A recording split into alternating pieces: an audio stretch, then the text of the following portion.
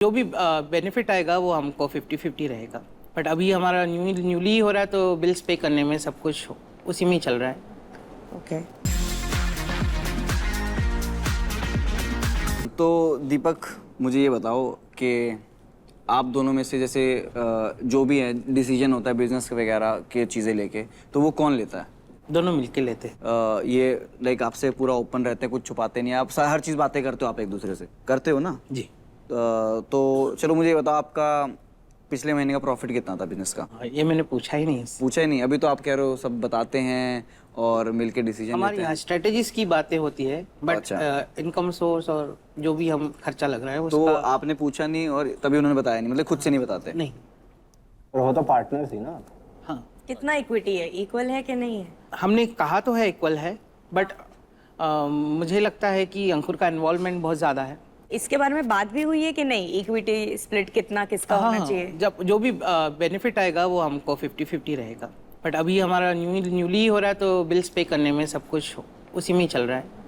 Okay okay. आपको ये लगता है कि अंकुर ने आपको बिजनेस में जो इन्वॉल्व किया है वो इसलिए नहीं किया कि आप कैपेबल हो, बस इसलिए किया कि आपकी जॉब चलेगी थी, तरस खा के किया आपको इन्वॉल्व बिजनेस में? आपको ये लगता है? नहीं,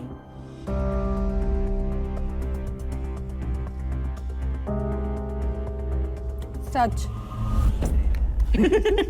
थैंक गॉड मुझे बचा लिया। मिलता है इनको भी यार। अरे यार बट ऑनेस्टली मेरे को लग रहा था, पता नहीं क्यों। टेल मी, आपको भी लग रहा था कि झूठ है? मुझे तो लग रहा था झूठ बोलेंगे। हाँ तो गाइस पहला राउंड हो चुका है यहाँ पे खत्म एंड ओ पल्ला इज इक्वल भाई। पल्ला इज इक्वल। चलो कुछ तो इक्वल है इनके रिलेशनशिप में। पल्ला ही सही। ओके।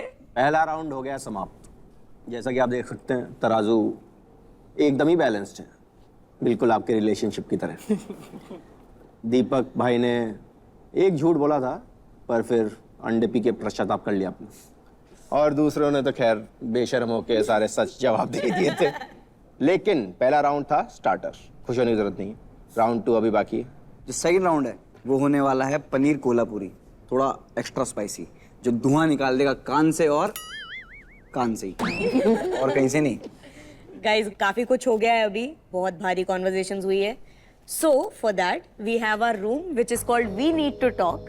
अगर आपको कुछ भी एक्सप्रेस करना है, लेट आउट करना है, कुछ भी बातचीत करनी है, आप 1 मिनट ले सकते हैं। Please go. आराम से बात करना, कोई टेंशन नहीं है, और मैं तो कह रहा हूँ जो मन में हो निकाल देना आज। इस रूम में हम दोनों में कुछ छुपा है क्या? हमने किसी से छुपाया है क्या कभी कुछ?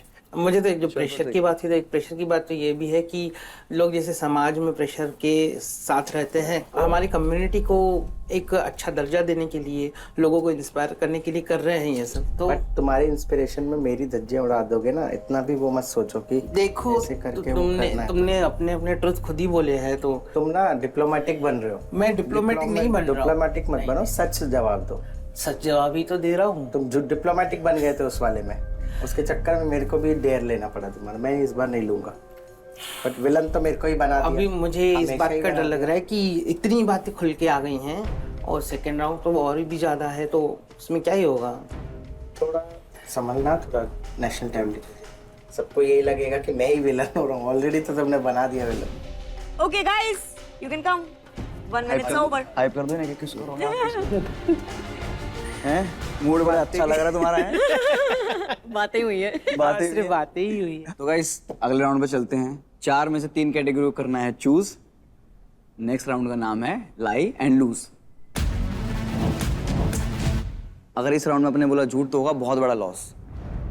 एक दूसरे का ट्रस्ट खो सकते हो आप लोग, और भी बहुत कुछ खो सकते हो। धीरे धीरे बताएंगे आपको, बट टाइम बताते रहेंगे। बट एक फायदा है इसके अंदर, हर सच पे मिलेंगे आपको 2 टोकन और झूठ पे 0। लेकिन आपके पार्टनर को एक बोनस टोकन मिलेगा। समझ रहे हो? समझ रहे हो? क्योंकि मुझे नहीं समझ आया जो मैंने बोला। आ गया। आपकी स्क्रीन पर होगी 4 कैटेगरीज, जिसमें से आपको सिर्फ 3 को सिलेक्ट करना है, ठीक है? अगर आपको किसी कैटेगरी का सवाल नहीं देना है तो आप बाद में कैटेगरी चेंज कर सकते हो, लेकिन उसका ट्रबल भी होगा डबल। तो बहुत सोच समझ के अपनी कैटेगरी चूज करना। हर कैटेगरी आएगा एक सवाल के साथ। Let's go. आप दोनों को अब मिलने वाली है एक एक लाइफलाइन। लाइफलाइन का नाम है रिवाइव द कैटेगरी।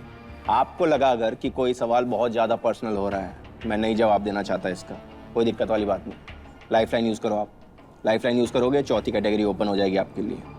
कैच बस ये है कि वो चौथी कैटेगरी का जब सवाल आप सही जवाब दोगे, टोकन आपको एक ही मिलेगा उसमें। समझ गए? श्योर, या ओके, तो जैसे कि हम पहले अंकुर के साथ गए पहले वाले राउंड में, उसके बाद हम गए दीपक के साथ, तो जाहिर सी बात है कि इस राउंड में हम दीपक के साथ नहीं, अंकुर के साथ ही जाएंगे। Let's go. तो आपके स्क्रीन पे है आपकी 4 categories: physical appearance, dependency, business and infidelity. क्या चूज करेंगे आप? आई थिंक मैं physical appearance, dependency and infidelity जो भी है वो। हाँ, मतलब उसका बेवफाई, मतलब चीटिंग।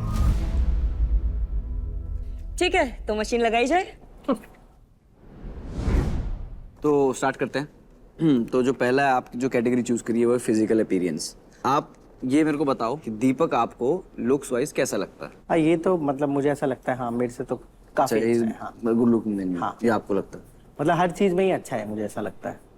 तो अंकुर, आप बताओ कि आपको लगता है कि दीपक किसी और गुड लुकिंग लड़के के लिए आपको छोड़ सकता है?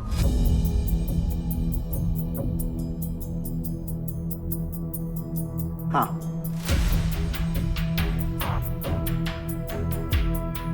ट्रू। वाओ, मोस्ट ट्रस्ट नहीं है मतलब। आई थिंक मेरे अंदर की इनसिक्योरिटी है जो मैं आपको बता रहा हूँ। अच्छा, हाँ, ये चीज है कि मुझे 15 ऐसा साल का रिलेशनशिप और भरोसा नहीं है। चाहता तो मैं पहले निकल सकता था ना। दीपक, आपको क्या लगता है, आपको कोई बेटर ऑप्शन मिलेगा, आप छोड़ दोगे?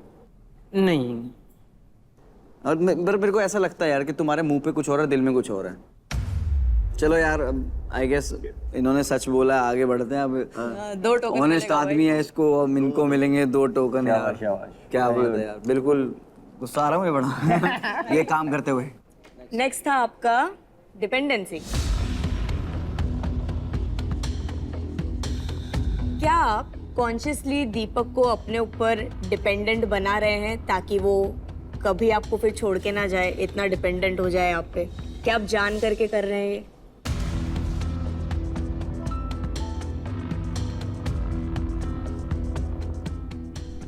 थिंक इसका बुरा मत मानना दीपक। हाँ,